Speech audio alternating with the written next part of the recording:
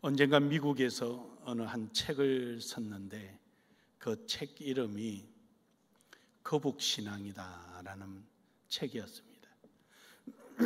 그것을 한마디로 표현하면 이런 겁니다. 새는 9일 동안의 음식을 먹지 못하면 죽는다 그래요.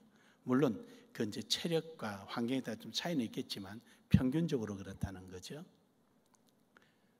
사람은 12일이라 그래. 12일. 또 그런가 하면은 거북이는 500일 동안에 먹지 않아도 산다 그래요. 뱀은 200일이라 그래요. 근데 가장 오래 사는 게 곤충인데 곤충은 1200일이라 그래요. 저는 이제 그걸 보면서 참 하나님의 창조의 섭리가 신기하다. 그러니까 가장 하위 계층, 가장 공격할 만한 힘도 없고 이런 하위 계층은 먹지 않아도 1200일을 살아갈 수 있고, 그 올라가면 올라갈수록 최상위 계층은 얼마 아니면 죽게 만들어 놓아서 마치 생태계의 피라미드 형태 구조를 잘 이루어 놓으셨구나라는 것을 한 번에 느낄 수가 있습니다. 우리가 집에서 키우는 개는 20일 정도 안 먹어도 잘 산다 그래요. 그래서 주일만 되면은 길거리에 사람들이 넘쳐나는데 설문조사를 해서 당신의 종교가 무엇입니까? 하면은 거의 다 기독교인이라고 한다는 거죠. 미국 사람들이.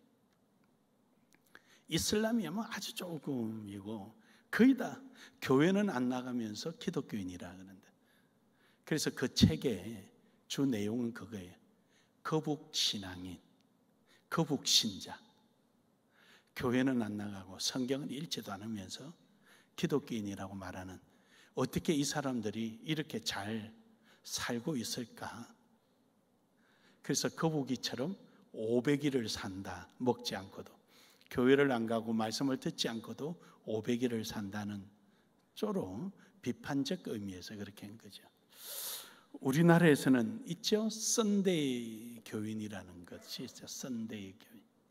그래서 이처럼 우리가 올바르게 하나님의 말씀대로 살아가지도 못하면서 또 하나님을 사모하는 마음도 없이 우리가 그러한 모습이 있는 것은 아닌가라는 것을 우리 깨닫게 해주고 있습니다. 오늘 본문의 내용은 이런 내용입니다.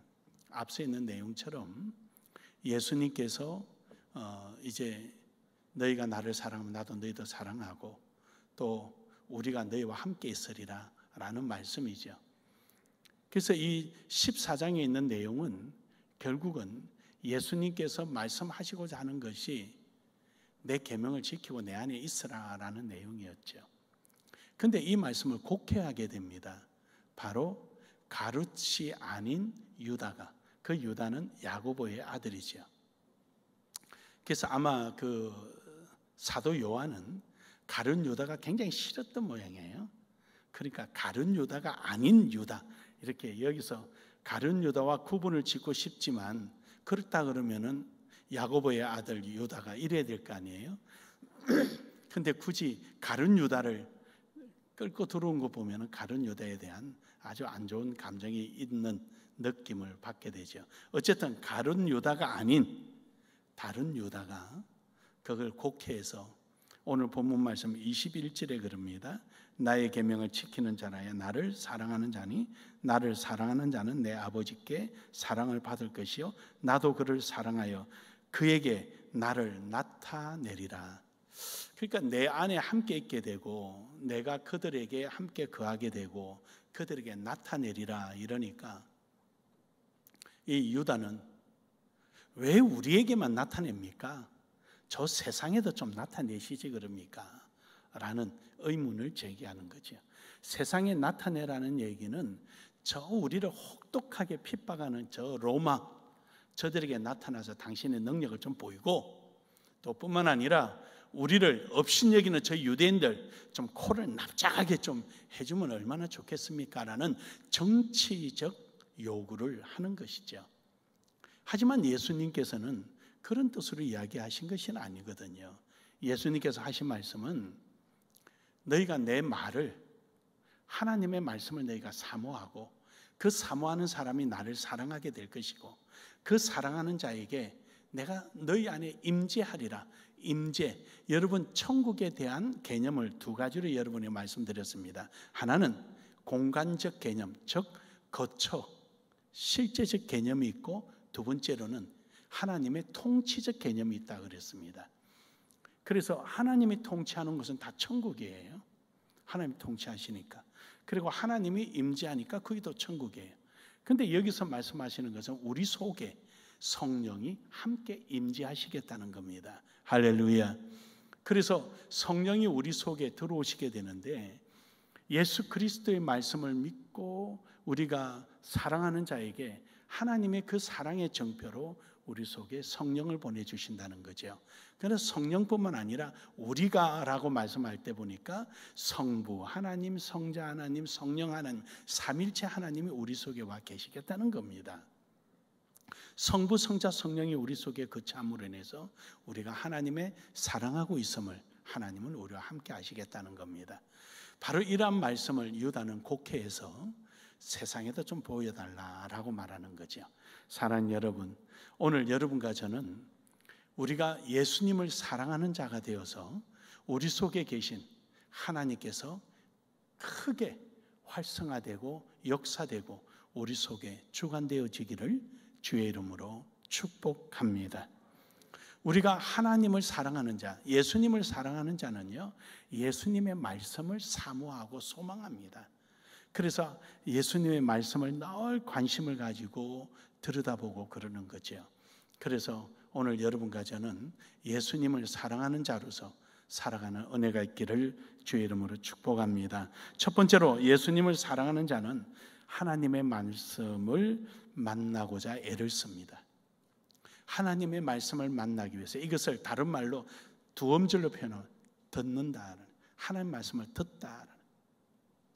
믿음은 들으면서 나오고 들으면 그리스도 말씀으로 말미암는 것이거든요. 그래서 하나님 말씀을 들으려고 무진 애를 쓰는 거죠. 그래서 그 노력을 하는 거예요.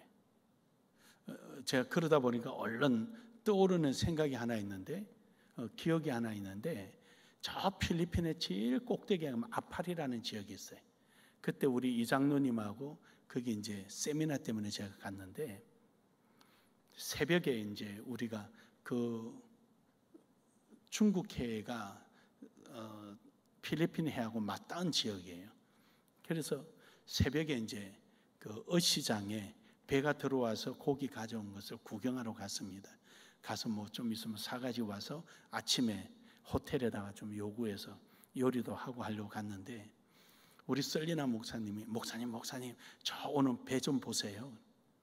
그 이제 그 필리핀 사람들 타는 이 조그마한 배죠. 근데 다 고개를 숙이고 있는 거예요. 저 보세요. 저 사람들요. 그 오늘 세미나에 집회에 참석을 초청을 못 받은 사람인데 소문 듣고 섬에서 오다가 목사님 보고는 지금 숨었습니다. 그래. 마음이 짠한 거예요. 그리고 와서 이제 그냥 잊어버렸죠. 세미나를 하는데 뭐가 창문 밖에서 왔다 갔다 하는 거예요.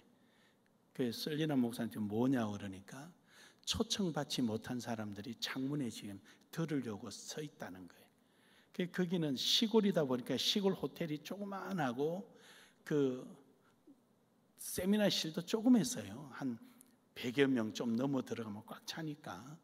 그는 더우니까 에어컨 틀고 문을 다 닫아놨잖아요.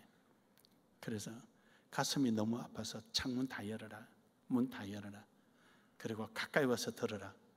그리고는 이제 그날 제가 세미나를 했습니다.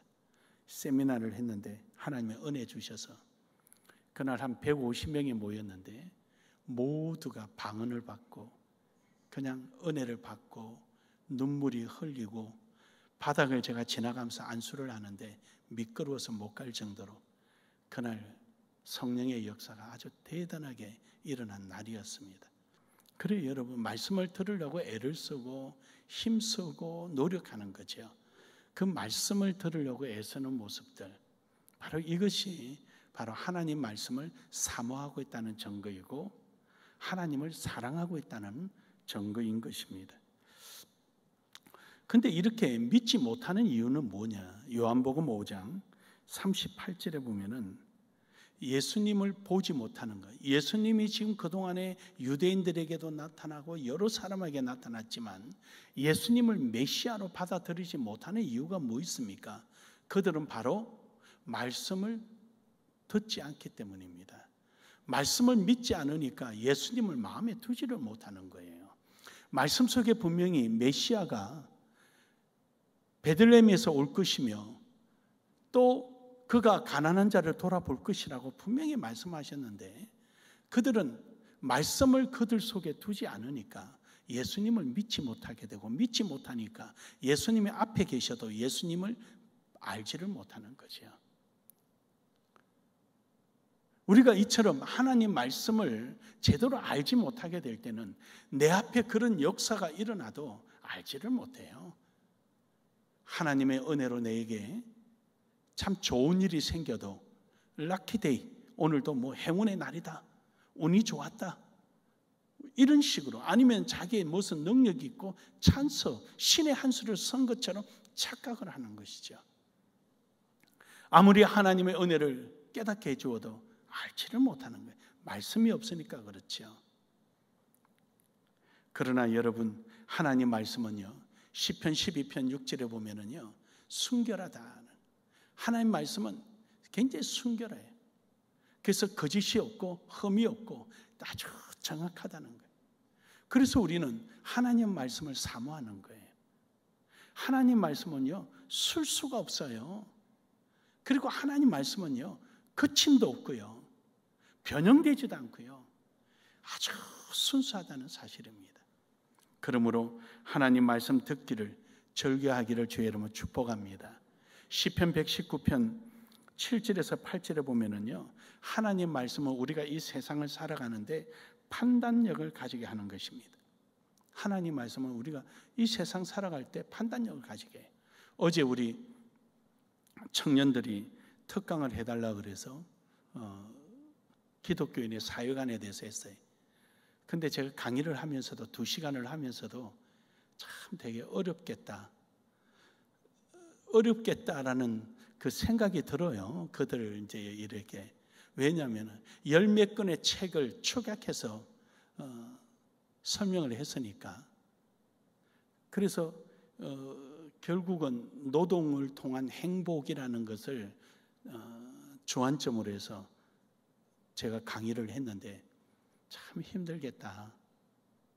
그래도 제가 그 쭉 지나오면서 고대부터 중세에 거쳐서 현대사회, 현대 초입까지 철학과 우리 성경의 관계성을 쭉 연결을 시면서 하나님이 주신 이 노동은 신선하고 이 노동을 통하여서 우리는 행복해지고 그 행복해지게 되는 그 가장 중요한 키포인트가 의미라는 그 의미. 그 의미는 곧 하나님의 영광이거든요. 그러니까 아무리 의미가 없으면은 아무리 돈을 많이 쌓아놓아도 행복하지 않는 거예요. 그러나 아무리 고생하고 힘들어도 의미가 분명하면은 도리어 그 고생은 행복으로 바뀌는 거죠. 그래서 어제 그런 취지로 제가 강의를 했는데 우리 청년들이 얼마나 이해했나는 모르지만 아마 살아가면서 많은 것이 자꾸 생각이 날 겁니다. 여러 형태의 플라톤이 가지고 있는 형태, 아리스토텔레스 가진 형태, 그 다음에 칸트가 가진 헤겔이 가지고 있는 거, 이런 것들을 이제 플라토니우스가 가지고 있는 거, 이런 것들을 제가 쭉 설명을 해줬기 때문에 아마 어떤 일을 대할 때마다 생각이 나고 그럴 겁니다. 장장 10몇 권의 책을 축약해서 어제 2시간 만에 제가 설명을 하다 보니까 저도 힘들고 듣는 사람도 힘들었을 거예요. 어쨌든 그렇습니다, 여러분. 우리가 어떤 일에 있어서 판단하고 그것을 내가 결정하는 데 있어서는 우리 인생에 굉장히 중요하죠. 순간에 선택이 10년을 좌우한다라는 게 다 그런 거거든요. 우리에게는 무수한 예기치 못한 일이 우리에게 들어올 때 그것을 내가 판단함으로 인해서 내 삶에 걸림돌이 제거되기도 하고 생각지도 못한 걸림돌이 생기기도 하고 하는 거죠. 그런데 우리 하나님 말씀은요, 우리가 살아가는 데 있어서 판단하도록 해 주시는 겁니다. 7절에 보면은 여호와의 율법은 완전하여 영혼을 소성시키시며 여호와의 증거는 확실하여 우둔한 자를 지혜롭게 하며 여호와의 교훈은 정직하여 마음을 기쁘게 하고 여호와의 계명은 순결하여 눈을 밝게 하시도다. 할렐루야. 판단할 수 있는 눈을 가지게 해주시는 거예요. 그래 여러분, 오늘 여러분과 제가 항상 무슨 일을 하든지 하나님의 말씀 안에서 우리가 판단력을 키우고, 그렇다고 사람이 뭐 완전할 수는 없겠지만 그래도 여러분 실망할 일은 하지 않는다는 것입니다. 그러므로 말씀을 듣기를 절개하기를 주의 이름으로 축복합니다. 시편 119편 140편에 보면은 심히 말씀은 순수하다. 순수함으로 이를 사랑하나이다. 여러분, 저 순수란 말은 정미하다라는 뜻이에요. 정미하다. 그러니까 가장 우리에게 맞게끔 하나님께서 깔끔하게 정리를 해놓으신 것을 말하는 거거든요. 그래서 자칫 잘못하면 우리가 하나님께서 성경을 보면서 하나님께서 감사하도록 우리에게 요구하는 것처럼 착각하면 안 돼요. 하나님은 절대로 우리에게 뭘 줄 테니까 감사해라, 이래 줄 테니까 감사해라, 감사를 요구하시는 게 아니에요. 그러면은 계약 관계가 되고, 그래 되면은 조건부적인 것 되죠. 만약에 그렇다면은 하나님이 십자가에 죽기까지 이 땅에 오셔서 우리를 구원해 주셨는데 우리는 뭐로 대가를 지불했습니까? 어떤 대가 지불했어요? 없잖아요. 그러니까 하나님은요, 그런 조건 얘기가 아니고, 지금 현재 저 말씀은 순수하다는 말씀은 무슨 말이냐면요, 하나님께서 여러분과 저에게 어떤 환경과 조건에 맞게끔 딱 맞게 말씀으로 깨끗하게 정제되게 만들어 주신 거예요. 그래서 그 말씀을 내가 듣고 내 거로 받아들이고 나니까 너무너무 감사하고 너무너무 기쁜 거예요. 그래서 우리가 감사하는 거예요. 할렐루야. 그래서 우리가 하나님 앞에 그 은혜에 감사하고 그 은혜에 고백하는 거예요. 그래서 받은 만큼, 느낀 만큼 우리는 하나님 앞에 감사하는 거예요. 그것을 성경은 말씀하는 것이지 어떤 계약적이거나 또는 조건부적인 감사를 요구하지는 않아요. 그것을 하나님께서 보상해주는 보상주의가 되는 거죠. 보상주의는 어디에 있느냐? 저 이방신에 있는 거죠. 뭘 갖다 놓고 막 이러면 복 준다 그러고, 야 정성이 모자란다 더 갖다 바쳐라, 뭐 그렇게. 그래서 앞에 돼지 머리 앞에 돈을 잔뜩 쌓아놓고 다이돈 내 면세의 날, 다이돈 내 면세의 날 이렇게 주문 외우잖아요. 그게 무슨 말인가 알아요? 거꾸로 하면은 날만 세면 내 돈이다, 날만 세면 내 돈. 그게 다이돈 내 면세의 날이. 그러고 외우거든요. 빨리 날 세기를 바라는 거예요. 그 얼마나 그 앉아서 우물가에 가서 소재 태운다고 종이 태워가지고 막 올라가면 오늘 굿발 받아서 빨리빨리 더 내라고, 그게 막 올라가니까 막 그 정성이 더 한다고 돈을 더 갖다 놓고 그런 거거든요. 그거 여러분도 할 줄 알아요. 저녁이 지나고 나서요, 기압이 싹 낮은 다음에 새벽 딱 되기 전에, 동 트기 전에 기압이 최대한으로 낮아져 있잖아요. 우물가 옆에는 섭이 꽉 차 있어서 거기에요 창호지 불태워서 두면은요 갑자기 기압이 올라가면서 타고 올라가는 거예요. 거짓말 하지 말아라 그래. 그거 안 해도 돼요. 그러니까 그런 거짓말에 속아서 넘어가서 그렇게 하는 것이, 그게 보상주의고 보상심리예요. 그러니까 우리 신앙이 뭔가를 했으니까 복 주시겠지, 보상심리에 빠지면 안 돼요. 하나님 보상주의자가 아니시기 때문에. 우리는 오늘 받은 바 은혜에 너무 감사해서 그래서 하나님 앞에 감사하는 거예요. 믿으십니까? 그러므로 여러분, 오늘도 여러분과 저는 이러한 주님 앞에 나아가기를 주의 이름으로 축복합니다. 요한복음 1장 14절에 보면은 말씀은 예수 그리스도입니다. 말씀이 육신이 되어 우리 가운데 거하심으로 바로 그는 예수 그리스도입니다. 그래서 우리는 말씀을 듣기를 힘써야 되고, 말씀을 듣는 사람은, 들으려고 애쓰는 사람은 그만큼 예수님을 사랑하고 있다는 것입니다. 사랑하는 여러분, 말씀 듣기에 힘쓰시기를 주의 이름으로 축복합니다. 축복합니다. 두 번째로는 말씀을 소망하는 것입니다. 말씀을 굉장히 소망하는 거예요. 말씀을 들었으면 이제 그 말씀대로 되기를 위하여 내 마음속에 막 소망이 일어나는 거죠. 이 말씀을 소망한다는 말을 두 음절로 딱 축약하면 뭐냐? 기도예요. 말씀을 듣고 기도하는 거예요. 하나님, 나도 저렇게 해주십시오. 나도 저렇게 되게 해주십시오. 하나님, 나도 저런 은혜가 임하게 해주십시오라고 매달리는 게 기도예요. 그러니까 하나님께서 우리에게 말씀을 주시면 그걸 기억나게 하게 하고 사모하고 기도하면 그 말씀이 이루어지도록 우리를 인도해 주시는 겁니다. 그러므로 여러분, 시편 18편 30절에 보면은 하나님 말씀은 순수하니 그게 피하는 자의 방패가 되어 주신다.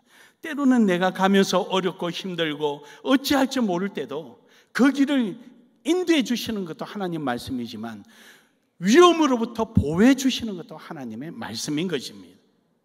위험한지 안 한지 나는 몰라도 하나님은 나를 보호해 주시는 것입니다. 마태복음 5장 18절에 보면은 천지가 없어져도 하나님 말씀은 없어지지 아니합니다. 즉 말씀이 변질되지 않는다는 것이죠. 아브라함에게 있었던 약속된 말씀, 이삭에게 있었던 말씀, 야곱에게 있었던 말씀, 다윗에게 있었던 말씀, 오늘 여러분에게도 동일하게 그 말씀이 이루어지는 줄 믿으시길 바랍니다. 그래서 하나님, 나도 아브라함처럼, 하나님, 나도 이삭처럼, 야곱처럼, 다윗처럼 하고 하나님 앞에 기도하고 부르짖는 거예요. 누가복음 1장 37절에 보면은 대저 하나님의 모든 말씀은 능하지 못하심이 없느니라. 그렇습니다. 마리아가 처녀의 몸에 잉태돼서 엘리자벳을 찾아갔더니 엘리자벳이 그 말을 해주는 거예요. 엘리자벳도 임신을 했어요. 애가 없다가 임신을 한 거예요. 그러니까 하나님은 모든 것을 하실 수 있다는 거예요. 그럼요, 여러분, 하나님은 여러분의 모든 인생에 못하실 일이 하나도 없음을 믿으시길 바랍니다. 하나님이 하시는 거예요. 무엇을 위해서 하는지, 무엇을 위해서 이루어가는지 하나님의 영광을 위해서 한다면, 하나님을 사랑하는 마음으로 한다면 하나님은 그 말씀을 통하여 능치 못할 일이 없는 줄 믿으시길 바랍니다. 그러므로 여러분, 말씀을 듣고 기도합시다. 마지막 세 번째로는 말씀의 역사를 기대한다. 기대한다. 이것을 두 음절로 표현하면은 행함이에요. 행함. 하나님의 말씀의 역사가 일어날 자리에 내가 그 자리로 가는 거예요. 미국의 클랭플랜이라는 그 박사가 있는데 그분이 일본에 복음을 전파하러 가신 거예요. 아주 옛날 이야기죠. 그래서 본토에는 못 들어가고 주변에 있는 섬에서 이제 복음을 전파하는 거예요. 근데 하루는 너무너무 힘들어가지고 오늘은 좀 쉬어야지 그러고 이제 숙소 들어가는데 어떤 분이 쫓아서 박사님, 저쪽 건너편에 있는 섬에 있는 사람들이 복음을 듣기를 원합니다. 그러니까 플랭클랜 박사가 성경을 주면서 이거 가서 읽으라고 하세요 했는데 이분이 하는 말에 이분이 충격을 받은 거예요. 박사님, 저들은 성경을 읽고 있는 것이 아니라 박사님을 읽고 있습니다. 박사님의 행동을 읽고 있다라는 거예요. 그래서 이 플랭클랜 박사가 밤새도록 잠을 못 자고 양심에 걸려서 결국 그날 새벽 일찍 눈을 뜨자마자 배를 빌려서 건너편에 복음을 전파하러 갔다는 겁니다. 그럼요, 이 세상 사람들은요, 또 하나님도 그러시고요, 우리의 삶을 읽고 계신 거예요. 우리가 주일날 어떤 분이 친구가 야야 오늘 한 번만 빠져 가자. 그래서 놀러 갔다. 놀러 간 자리에서 야 너 오니까 분위기 좋다. 막 이렇게 칭찬해주고 함께 즐겁게 놀았습니다. 근데 그 친구에게 신실한 기독교인 했을 때 자기 친구 같이 놀아준 사람이 이름이 떠오를까요? 아닐 거예요. 그러냐? 아니죠. 제가 결혼식 하면 사회를 많이 봤어요. 사회. 근데 이제 저랑 같이 군생활하던 동료가 결혼을 하는데 주일날 하는 거예요. 그때 한참 은혜 받을 때인데 그걸 몇 개월 전에 약속을 했어요. 그래서 이제 결혼식 하는데 나만 믿고 있는데 가야 되나 말아야 되나 가야 되나 말아야 되나 혼자서 이제 고민이 큰 거예요. 근데 도무지 내가 하나님 앞에 죄를 지어서는 안 되겠다. 그래서 혼자 가면 안 될 것 같아서 우리 집사람 데리고 저 오정동인데 거기까지 가서 아무개 하고 미안하다. 내가 오늘 사회를 못 볼 것 같다. 결혼식 날 당일날 이래서 내가 너무 죄송한데 용서해달라. 그리고 두 말도 안 하고 돌아서서 와버렸어요. 그 이후로 그 친구를 만나본 적이 없습니다. 제가 너무 죄송하기도 하고 결혼식 날. 그래서 뒤에 보니까 저보다 훌륭한 사람이 사회를 받더라고요. 어떤 자리에 결단이 이루어지지 않는다면 안 되는 거예요. 여러분의 주변에 있는 여러분의 친구나 여러분의 가족이나 친지가 신실한 기독교인 할 때 여러분의 이름을 제일 먼저 올릴 수 있는지 우리 한번 생각해 보자는 거예요.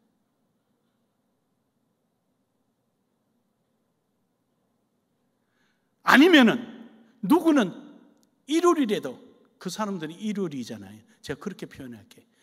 일요일이라도 내가 이렇게 하면 올 거야. 내가 저렇게 하면 올 거야. 라는 대상 중에 여러분의 이름이 올라가 있다면 우리는 정말로 한번 생각해 봐야 될 문제. 우리의 신앙을 한번 생각해 봐야 된다.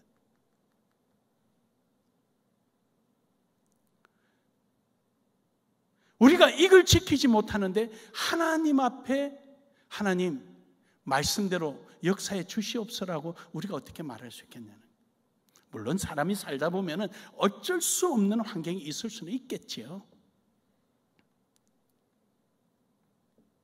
사랑하는 여러분, 오늘 여러분과 제 발걸음은 하나님의 말씀의 역사가 일어나는 현장에 있기를 주의 이름으로 축복합니다. 축복합니다. 시편 119편 103절에 보면은요, 주의 말씀이 얼마나 단지. 그래요, 여러분. 하나님 말씀을 경험해보자는 거예요. 경험해보자. 그냥 누가 이랬더라, 누가 저랬더라, 성경에 읽으니까 그런 일이 있더라, 이런 역사적인 신앙관을 갖지 마시고 현재 내게 일어나는 경험적인 신앙이 되어야 하는 것입니다. 역사 속에 있는 하나님의 말씀에 오늘 내가 서 있는 이 자리가 바로 그 역사의 현장이 되는 은혜가 있기를 주의 이름으로 축복합니다. 그래서 하나님의 말씀이 달달하고 고백하는 것입니다. 이사야 34장 16절에 보면은 하나님의 말씀은 반드시 응답된다. 짝이 있다. 우리나라 부흥사들이 말씀을 곡해시켜서 저 말씀을 잘못되게 전해져가지고 그런 짝이 있다니까 맷돌 윗돌과 아래짝이 있는 것처럼 맷돌은요 윗짝 하나 가지고 콩 못 깔고요 아래짝 하나 가지고 콩 못 깔아요. 저러다 보니까 짝이 없으면은 말씀의 능력이 없는 것처럼 생각하게 만드는 거죠. 모든 사람은요 지각이 있고 사유하는 생각할 수 있는 사람이라면은 3단 논법적인 거예요. 이것이 이러니까 이렇다라면은 이럴 것이다라는 게 사람의 생각이에요. 누구나 다 똑같아요. 그러니까 저의 짝이란 말을 잘못해가지고 성경 말을 곡해시켜 놔버린 거죠. 그러다 보니까 레마라는 게 나온 거죠. 내게 맞지 않으면 하나님 말씀이 아니다는 거죠. 그래서 레마라는 말이 나오기 시작해서 잠시 몇 년 동안 떠돌다가 사라졌지만 저 말은요 하나님의 약속에 대해서는 반드시 응답이 있다는 것입니다. 믿으십니까? 그래서 보면은 여호와의 하나님 말씀은 너희는 여호와의 책에서 찾아 읽어보라. 이것들 가운데 빠진 것이 하나도 없고 하나님의 약속이 이루어지지 않은 게 하나도 없다. 제짝이 없는 것이 없으니 하나님께서 약속하시면 반드시 이루신다는 겁니다. 믿으시면 아멘 합시다. 아브라함에게 약속하신 거 여러분에게 이루어진 줄 믿으시길 바랍니다.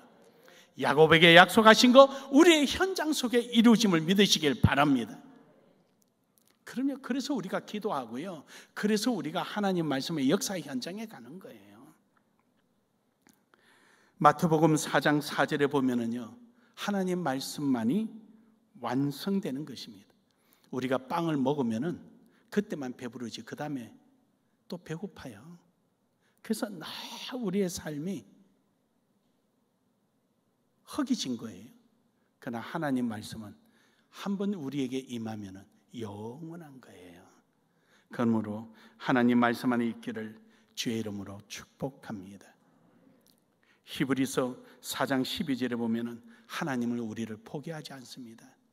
때가 오래되었으므로 너희가 마땅히 선생이 되었을 텐데 너희가 다시 하나님 말씀을 초보에 대하여 누구에게 가르침을 받아야 할 처지이니 단단한 음식을 못 먹고 젖이나 먹어야 할 처지가 되었도다.